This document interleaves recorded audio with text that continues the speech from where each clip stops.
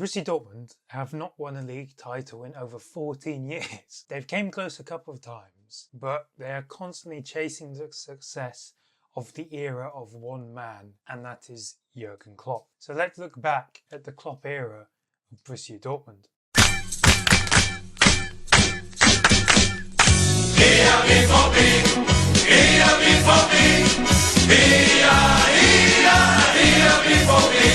In 2008, Dortmund appointed Klopp as their new head coach. At the time, Klopp had made his name taking Mainz into the Bundesliga and was known to play like this fast, attacking and physical style of play, which allowed him to turn Mainz from like this bang average second division side into a Bundesliga team.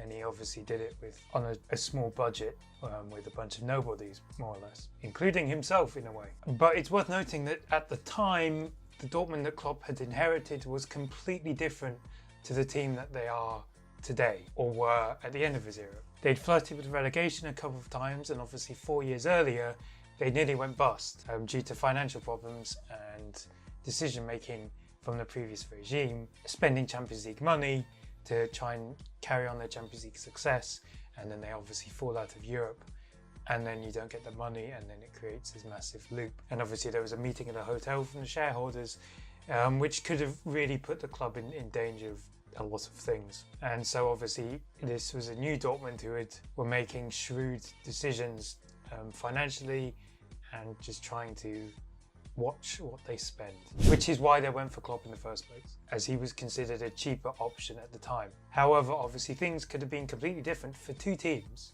for Dortmund and for Hamburg, as Hamburg were also interested in hiring Klopp at the same time, but instead opted against it and signed Martin Jol due to the fact that Klopp turned up to his meeting in a tracksuit, while the club was also unhappy with his smoking and the way he handled the media. And obviously this is Hamburg, you know, you're kind of more like the bourgeoisie of German football. You're in like this big city, one of the biggest cities in Germany, and in northern Germany as well, and you have to kind of like carry this. While Dortmund, you know, it's this industrial city in the Ruhr, which genuinely is a bit of a shithole. And so, as I said, because of this, Dortmund had to make shrewd signings or just financial decisions. So, for example, they had to sell older players who were on high wages, such as Robert Kovac, who is back at the club now as assistant manager for his brother Nico. And then they had to rely on signings such as Neves Subotic from Mainz, Jakub Blaszczykowski, who would join a year earlier before Klopp arrived, as well as young players such as Mats Hummels, who was on loan from Bayern Munich, and academy players like Marcel Schmelzer and Yuri Sahin. Obviously, the likes of Sahin, for example, had already been integrated into the team. And when Klopp joined, there was an immediate improvement as Dortmund went from 13th, where in the season beforehand they had actually flirted with relegation at some points, to 6th in Klopp's first season. And the following season saw the likes of Hummels join permanently on loan, or after his loan from Bayern was made permanent, as well as the likes of Lucas Barrios and Kevin Grosskreutz moving to the Westfalenstadion. Obviously, all these players will become key members later down the line. That season, they would then finish 5th in 2009-10. In the following season, in 2010 to 11, was where Dortmund really started to make waves, because obviously you had that initial learning period under Klopp, and then, you know, we're now entering the phase 2.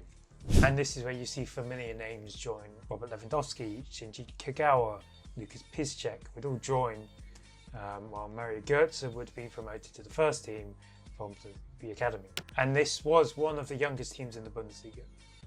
At times they would field a team with only one player older than their mid-20s, and that was usually the goalkeeper, Roman Weidenfeller. In terms of average age, they had the youngest, or the second youngest average age in the league, only just, with an average age of 23.8, with only Hoffenheim with an age of 23.5 younger. So it's small margins. From match day 10 until the end of the season, Klopp's kids would lead the Bundesliga. Barrios would finish 4th in the top scorer list, while Götze finished 2nd in the assist chart with 11. And so this meant Dortmund would win their first trophy in 9 years, as they finished 7 points clear of second place by Leverkusen.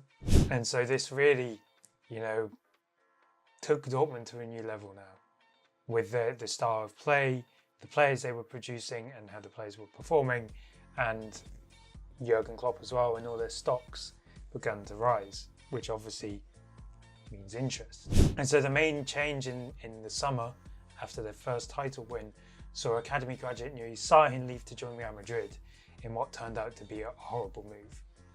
And instead he would be replaced by İlkay Gündoğan, a kid from the Ruhr, but he was a Schalke fan who had moved to Nuremberg from Gelsenkirchen and was now playing for Dortmund. Well, Ivan Perisic had also joined. And then that means the following season, it would be the same again, and Dortmund were champions for the second time in a row, but they finished with a higher points tally this time with what was a then Bundesliga record of 81 points. But it wasn't just the league where Dortmund were like making a splash, it was in the Pokal too. They'd reached the final, and it's worth noting that Dortmund had not won a Pokal since 1989, where they beat Werder Bremen in the final. Who would be in their way? Bayern Munich, for the chance of a domestic double. And then kind of out of nowhere, it was one of, if not Dortmund's best performance under Klopp. Debatable because you'd see it soon. And they would beat Bayern 5-2 in Berlin and win the Pokal thanks to goals from Shinji Kagawa, Mats Hummels and Robert Lewandowski. It was a Lewandowski hat-trick too. And this would be the first ever double in the club's history. However, this would be the beginning of the end for Dortmund, really. That summer, Lucas Barros and Kagawa would leave Dortmund, but in the Japanese international's place, they would sign Marco Reus. Reus grew up a Dortmund fan. He was a former academy player at the club, but was let go, and he had to build his way up the pyramid, first at Rot-Weiss Ahlen, before then moving to Borussia Mönchengladbach, where he got his kind of big break. But Dortmund's dominance against Bayern over the past 2 years kind of awoke the beast in Bayern, as they were going to break Dortmund's own points tally a year later with a 9-1 or with 91 points to regain their Bundesliga title. And the pair would also be on a collision course in Europe as Dortmund overcame Malaga with a famous late winner from Felipe Santana, as well as Real Madrid, where obviously here's the debate about whether it was their best win as they won 4-1 in Germany against Jose Mourinho's Real Madrid. And so they would make it to their first ever Champions League final since 1997 when they won it, which was in London, Wembley. And it was an all-German tie because Bayern had made it to the final too. And Bayern were on course for a treble. They'd won the Bundesliga, they won the Pokal, beating Stuttgart in the final, and now they had the chance to crown it with the Champions League. And then ahead of the game, to make matters worse, it was announced that Bayern would sign Dortmund's Mario Götze in the summer due to a release clause in his contract. It is said, so Pep Guardiola was to join Bayern as head coach in the summer. And it's said that Götze kind of was handpicked by Pep Guardiola. Obviously, we know how this kind of ended for Götze at Bayern. And so, in the final, Bayern would open the scoring through Mario Mandzukic in the 60th minute, but 8 minutes later, Dortmund would win a penalty after Dante fouled Marco Reus, which would then be converted by Gündoğan to make it 1-1. However, in the 89th minute, Ian Robben would receive the ball on the right wing, and with his trademark cutting, would skip by several Dortmund players before his shot kind of rolled in to make it 2-1 and win Bayern the Champions League and complete the treble. And that was kind of that was their kind of last moment where Dortmund may have been able to achieve something. Obviously that summer saw Götze leave, but then in came a new generation of Dortmund players with the likes of Pierre-Emerick Aubameyang and Henrik Mkhitaryan joining the club. However, trouble was afoot because obviously Robert Lewandowski was also attracting interest from Bayern, but Dortmund had rejected any advances from him joining Bayern. And he wanted to, he had no interest in extending his contract at the club, and so he was either going to leave in this summer or next summer on a free transfer when his contract expired. And Dortmund obviously didn't want to sell him. because of, especially to Bayern, because he's your best player. So he allowed his contract to run down into the final year, which was heading into this season. And in November of that season, in his final season of the club, he said he would join Bayern Munich, but obviously he couldn't sign anything until January of that year, and that's what he did. And Dortmund couldn't match Pep Guardiola's Bayern. They finished second, and they also lost to them in the DFB Pokal final. And then the following season, obviously Lewandowski would leave on a free transfer for Bayern, and kind of like the overall transfer window was genuinely horrible for Dortmund. You look at some of the players they signed, Kevin Campbell, Ciro Immobile, like these weren't players that had memorable spells at Dortmund. And the season would be just as horrible as their transfer window, as at the halfway point of the season, Dortmund found themselves in the relegation zone, with only 4 wins in the Hinrunde. However, in the Rückrunde, they were able to rally and ultimately finish 7th, which would qualify them for the Europa League. They would also reach the DFB Pokal final, but would be comfortably dismantled by Wolfsburg in the final. Why is this significant is because this would be Klopp's final game as Dortmund head coach. As during the season, he announced that he'd had enough really, and he would leave. So this brought an end to a 7-year spell at the club, which saw a Champions League final, 2 Bundesliga titles, and a DFB Pokal, as well as 2 more losses in the DFB Pokal final. Klopp would then have a brief sabbatical before joining Liverpool, where he would prove to be an even more revolutionary figure than at Dortmund, spending 9 years at the club. While Dortmund would replace him with another former Mainz manager in Thomas Tuchel. And despite, in the decade more or less since Klopp left, Dortmund have won 2 DFB Pokals, and that's it. The last one was in 2021, then the other one was under Tuchel in 2017, and so they are still searching for that elusive league title. Obviously, since then they have came close twice, both losing on the final day.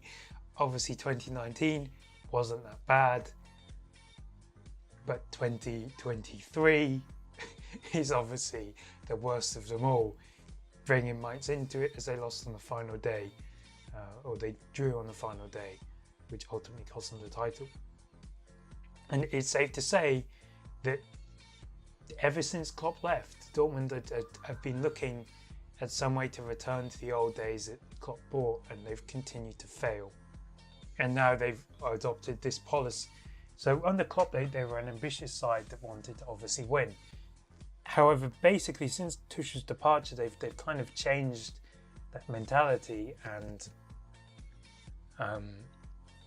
they've kind of accepted just being second all the time. And you see that with the way they move. They've still, despite being one of the more financial, or one of the most financially healthy clubs in the Bundesliga, they still have this model of buying young and hoping, like how they've done previously with the likes of Dembele and Sancho and Bellingham, but now like football's caught up with them and it doesn't work for them anymore. They can't be like this team that does that, because there are teams that do it better, not only in football in general, but even in Germany. So Dortmund are kind of getting left behind. And so they kind of have to adopt this new policy of maybe, I don't know, trying to win a league title. Like what Leverkusen did. They went for the league title approach, it worked, and then they kind of left it and have sort of returned to that previous model. But Dortmund should be competing with Bayern. But they don't do that, and then they hired Niko Kovac, who's very much subservient to the people in charge who have this point of view. Obviously, you see the way Kovac plays, it's genuinely horrible. It makes me want to throw up, which will never win you a league title. And then the other thing is the signings they make. So far, they've completed two signings, but they have a third one that's more or less complete. They're basically 20 and under, which, okay, the likes of Julian Brandt and Nicolas Souda are leaving. I'm not saying they were good, because they weren't. But these are not the type of signings you should be making if you want to challenge for a title. Like Dortmund will have spent 31 million on 3 players under the age of 20. by the time we hit July 2nd, officially, obviously there could be more. And considering Dortmund will need to sell someone to be able to continue to invest in their squad, I genuinely do not believe, with the current quality they have in their squad, they will not be able to challenge Bayern next season. I think there's better options in the Bundesliga itself that will be able to challenge, whether that be Leipzig or Stuttgart, who I think are really on a good path. And so Dortmund are still in the cycle of trying to replace Klopp. And they continue to go in this cycle of hoping one day, they're going to strike gold again and find someone that can replace, or that will replace the Klopp factor. Because the way they're going, they're drifting. And the club the size of Dortmund should not be going. It will be, by the time they could potentially win a trophy again, it would have been 6 years since their last trophy. And 10 before the one before that. So, Dortmund really need to be doing better. Obviously, I go also with the fact they did make a Champions League final in 2024 as well. But again, as is the story of Dortmund, they did have a chance to win that and they failed. They could have taken the lead against Real Madrid in that game, but they didn't. But this is the story of Jürgen Klopp and his 7-year spell at Dortmund. And let me know what you think, obviously, about Klopp and Dortmund, whatever.